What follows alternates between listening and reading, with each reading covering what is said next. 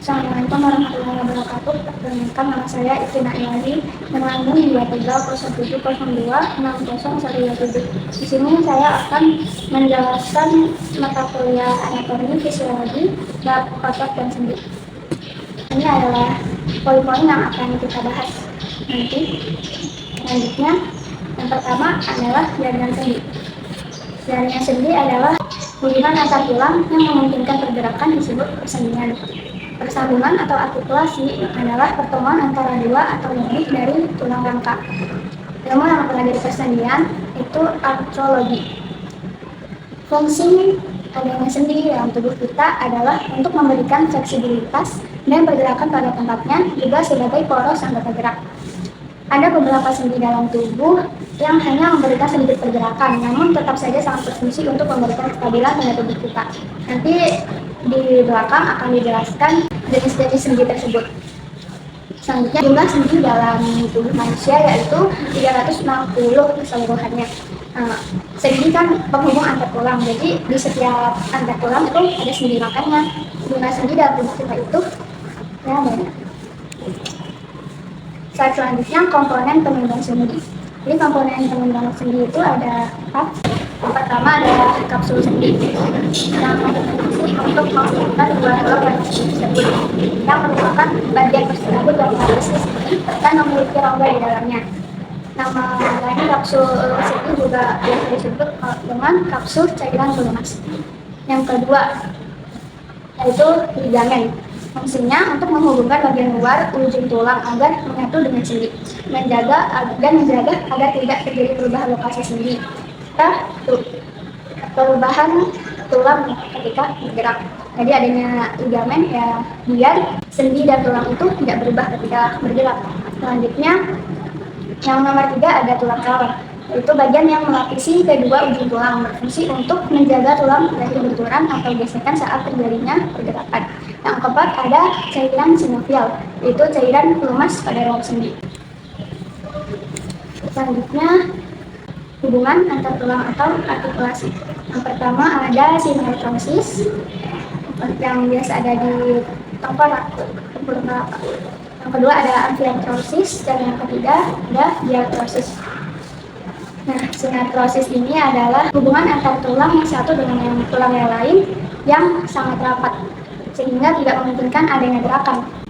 Contohnya seperti yang sudah diperlihatkan tadi, yaitu ada persendian tengkorak yang namanya adalah sutura yang berupa garis-garis merah. Nah, sinartrosis atau sendi mati ini sendiri ada dua, dibagi menjadi dua, yaitu sinartrosis sinkondrosis dan sinartrosis simfibrosis. Sinkondrosis yaitu dihubungkan oleh tulang rawan atau cartilago yang masih memungkinkan sedikit gerakan seperti pada tulang dada dan tulang rusuk. Yang kedua ada sinartrosis simfibrosis, dihubungkan dengan jaringan ikat serabut, tidak memungkinkan sama sekali gerakan. Contohnya seperti pada tengkorak. Selanjutnya ini adalah gambar contoh dari sinartrosis. Yang di atas itu ada sinartrosis sinkondrosis yang tadi sudah dijelaskan bahwa ada terletak di tulang dada. Terus kemudian yang di bawahnya adalah sinartrosis simfibrosis yang berada di tulang kepala. Hubungan antar tulang yang kedua adalah amfiartrosis atau biasa disebut dengan sandi kaku. Hubungan antar tulang yang memiliki sedikit gerakan atau terbatas. Contohnya hubungan pada tulang pergelangan tangan, pergelangan kaki, hubungan tulang rusuk dan tulang dada, serta ruas-ruas tulang belakang. Selanjutnya adalah hubungan antar tulang yang ketiga, yaitu diartrosis atau sendi gerak. Yaitu hubungan antar tulang yang memungkinkan gerakan tulang secara bebas. Merupakan sendi yang paling umum dalam tubuh manusia. Nah, sendi gerak ini ada 5, yaitu sendi peluru, sendi engsel, sendi putar, sendi pelana, dan sendi geser. Ini akan kita bahas satu-satu.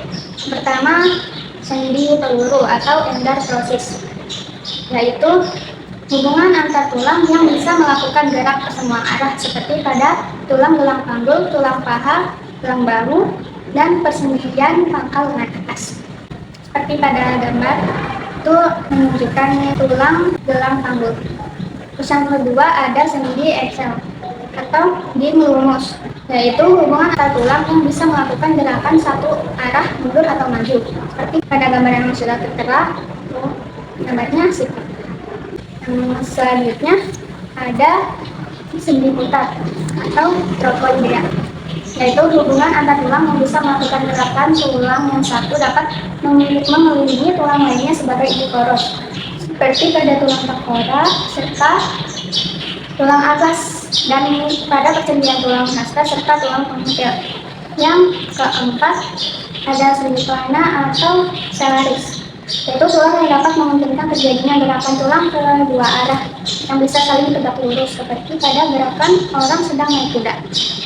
Contohnya pada tulang ruas ibu jari tangan dengan telapak tangan. Terus yang terakhir, yang kelima, ada sendi geser atau sendi lutut, yaitu hubungan antar tulang yang memiliki gerakan empat arah. Sifat gerak bergeser tidak berporos, seperti pada antar tulang pergelangan tangan dan kaki. Selanjutnya kita akan membahas jaringan otot. Jaringan otot tersusun atas sel-sel otot. Otot berperan untuk kita bergerak. Ini jelas ya, tanpa adanya otot kita tidak bisa bergerak. Selanjutnya, kemudian otot membentuk 43% berat badan dan lebih dari sepertiganya merupakan protein tubuh. Dan setengahnya adalah tempat terjadinya aktivitas metabolik saat tubuh istirahat. Kurang lebih 600 otot terdapat dalam badan manusia. Jaringan otot dapat berkontraksi karena terdapatnya serabut kontraktil yang tersusun atas filamen aktin dan miosit. Nanti di belakang akan dijelaskan mengenai mekanisme kontraksi otot. Ilmu yang mempelajari tentang otot disebut miologi. Kalau tadi ilmu yang mempelajari tentang sendi disebut artrologi. Kalau ilmu yang mempelajari tentang otot itu disebut miologi. Kontraksi otot terjadi jika otot sedang melakukan kegiatan, sedangkan relaksasi otot terjadi jika otot sedang istirahat. Seperti pada contoh gambar yang tertera, itu adalah otot yang melakukan kontraksi. Selanjutnya, fungsi dan karakteristik otot. Fungsi otot yang pertama menghasilkan gerak kerangka, kedua mempertahankan sikap dan posisi tubuh, nomor tiga menyokong jaringan lunak, keempat menunjukkan pintu masuk dan keluar saluran dalam sistem tubuh, yang kelima mempertahankan suhu tubuh. Karena kontraksi rangka memerlukan energi, itu menghasilkan panas untuk mempertahankan suhu normal tubuh. Selanjutnya karakteristik otot, yaitu ada tiga: kontraktibilitas, ekstensibilitas, dan yang terakhir elastisitas. Kontraktibilitas yaitu kemampuan otot untuk memendek dari ukuran semula. Dan seperti contoh gambar sebelumnya, yaitu kemampuan otot untuk memendek. Jadi itu adalah termasuk karakteristik otot yang pertama. Nah, yang kedua itu ekstensibilitas, itu kemampuan otot untuk direlaksasi atau memanjang dari ukuran semula. Nah, di situ juga sudah dicantumkan contoh nomor 1 dan nomor 2. Dan yang ketiga, elastisitas, ini kemampuan otot untuk kembali pada ukuran semula setelah berkontraksi. Kan tadi setelah memendek terus kembali pada ukuran semula. Nah, itu adalah karakteristik otot yang ketiga, yaitu ototnya kembali ke ukuran semula. Selanjutnya, jenis-jenis otot ada tiga juga. Tadi hubungan antar tulang atau artikulasi ada tiga, jenis-jenis otot telah ada tiga. Yang pertama adalah otot jantung, yang kedua ada otot rangka, dan yang ketiga ada otot koros. Pertama-tama akan membahas tentang otot jantung. Tapi dari namanya saja sudah jelas ya, otot jantung itu berarti otot jantung dapat khusus pada jantung.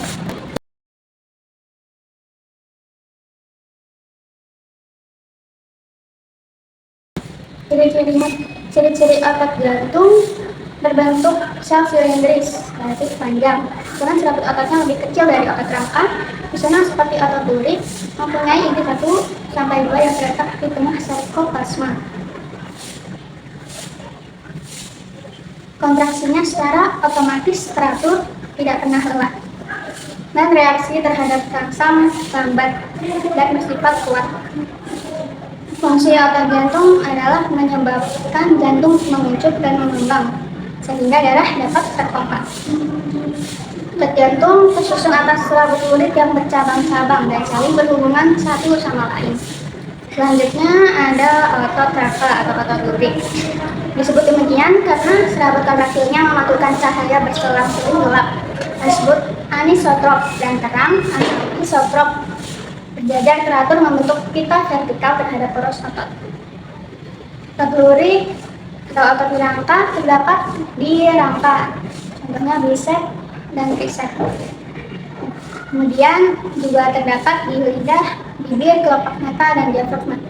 Fungsi otot lurik adalah sebagai alat gerak aktif dan berkonsentrasi secara cepat dan kuat untuk menggerakkan tulang dan tubuh. Ciri-cirinya, bentuknya silindris, relatif panjang, lapisannya banyak, dan terletak di tepi sarkoplasma.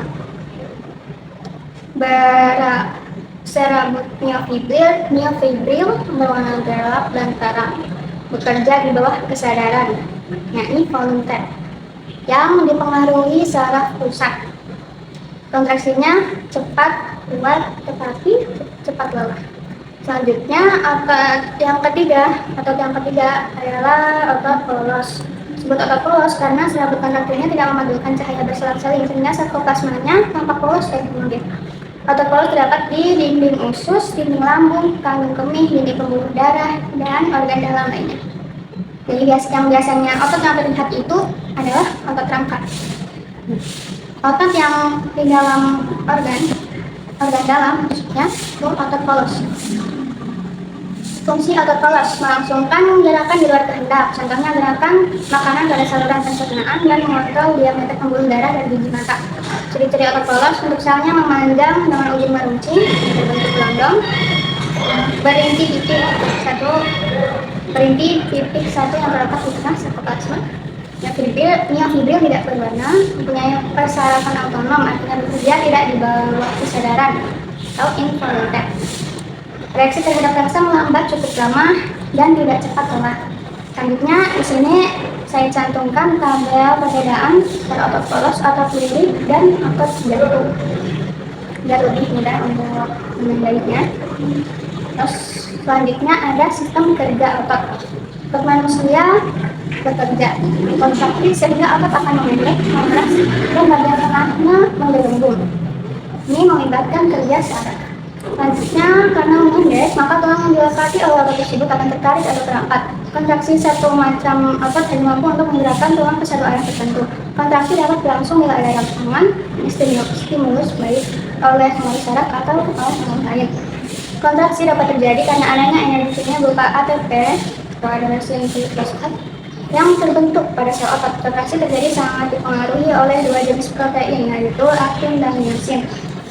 Makanya jika ada orang yang bagi bahasanya membentuk otot itu dia mengkonsumsi protein, konsumsi banyak protein. Nah, interaksi dari dua protein tersebut menyebabkan terjadinya kontraksi pada otot.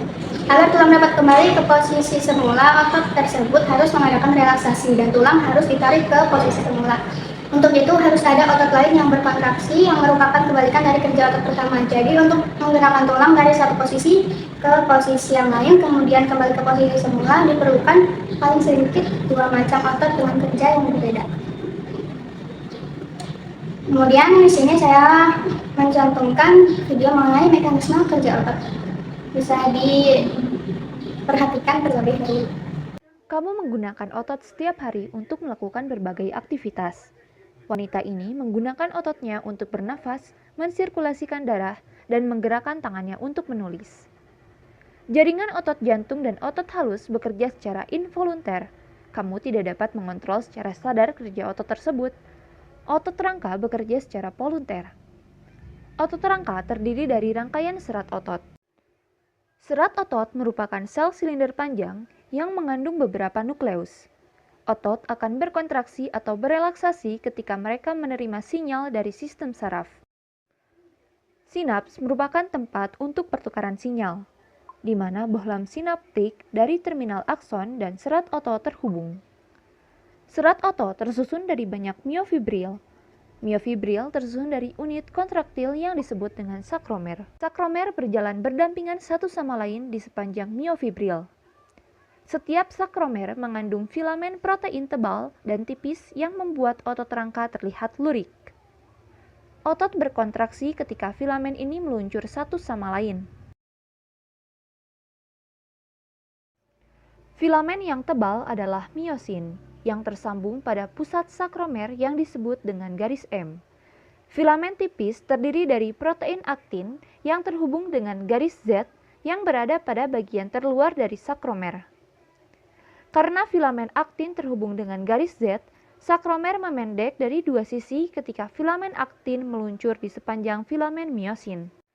Meskipun gerakan filamen dideskripsikan sebagai gerakan meluncur, sebenarnya filamen miosin mendorong filamen aktin. Ikatan silang dari filamen miosin melekat pada filamen aktin dan memberikan kekuatan kepada mereka untuk bergerak. Gerakan ini dikenal sebagai mekanisme meluncur filamen pada kontraksi otot. Dalam model ini, sakromer memendek tanpa mengubah panjang filamen tebal dan tipis. Kontraksi dimulai ketika ATP terhidrolisis menjadi ADP dan fosfat inorganik. Hal ini menyebabkan kepala miosin memanjang dan dapat melekat ke tempat mengikat aktin membentuk ikatan silang. Sebuah gerakan yang disebut power stroke terpicu, menyebabkan miosin mendorong filamen aktin menuju garis M sehingga sakromer memendek. ADP dan fosfat inorganik dilepaskan selama power stroke. Miosin tetap melekat pada aktin sampai molekul baru ATP mengikat, sehingga membebaskan miosin untuk menjalankan ke siklus dan kontraksi lainnya. Atau miosin tetap melekat yang menyebabkan otot berelaksasi. Kontraksi otot dikontrol oleh kalsium. Filamen aktin akan terasosiasi dengan protein regulator yang disebut troponin dan tropomiosin. Ketika otot dalam keadaan rileks, tropomiosin memblok tempat ikatan silang pada aktin. Ketika ion kalsium cukup tinggi dan terdapat ATP, ion kalsium berikatan dengan troponin yang menggeserkan tropomiosin, membuka tempat pengikatan miosin pada aktin. Hal ini membuat miosin melekat pada tempat pengikatan di aktin, membentuk ikatan silang. Ion kalsium tersimpan dalam retikulum sarkoplasma dan dikeluarkan sebagai respon terhadap sinyal dari sistem saraf. Molekul neurotransmitter dilepaskan dari neuron dan berikatan dengan reseptor yang mendepolarisasi membran ke serat otot. Impuls listrik bergerak turun ke tubulus T dan membuka pasokan kalsium. Ion kalsium menuju miofibril di mana mereka memicu kontraksi otot. Ketika aktin dan miosin meluncur satu sama lain, seluruh sakromer memendek, di mana garis Z akan berada dekat dengan garis M. Ketika sakromer dalam miofibril kontraksi, seluruh serat otot akan memendek. Ketika serat otot berkontraksi serentak, otot dapat memproduksi cukup tenaga untuk bergerak, sehingga wanita ini dapat menulis. Kemudian yang terakhir, bahasan kita yang terakhir yaitu jenis penguncupan otot. Ada 3, yaitu isometrik, isotonik, dan isokinetik. Ini biasanya yang buat latihan otot, latihan isometrik, latihan isotonik, latihan isokinetik. Adapun pengertiannya, isometrik adalah kontraksi otot di mana otot menegang tetapi tidak mengubah panjangnya. Ini berarti tidak ada gerakan pada sendi yang terkait. Contohnya gerakan menahan posisi plank atau dinding sit up di mana tubuh tetap diam. Meskipun otot-otot bekerja keras untuk mempertahankan posisi tersebut. Yang kedua ada isotonik, yaitu jenis kontraksi otot di mana otot mengubah panjangnya saat kontraksi yang mengakibatkan pergerakan sendi. Kontraksi isotonik dapat dibagi menjadi 2 jenis. Yang pertama konsentrik dan eksentrik. Itu otot memegang dan otot memetik. Contohnya latihan angkat beban seperti bicep curl. Nah, ini kontraksi konsentrik saat mengangkat beban dan kontraksi eksentrik saat menurunkannya.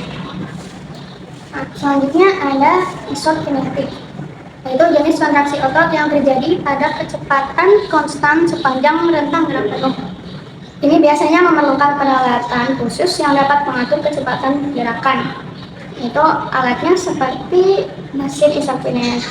Alatnya seperti dinamometer isokinetik yang dapat mengontrol kecepatan kontraksi otot. Sepertinya hanya itu yang dapat saya sampaikan. Kurang lebihnya saya mohon maaf. Akhirul kalam. Wassalamualaikum warahmatullahi wabarakatuh.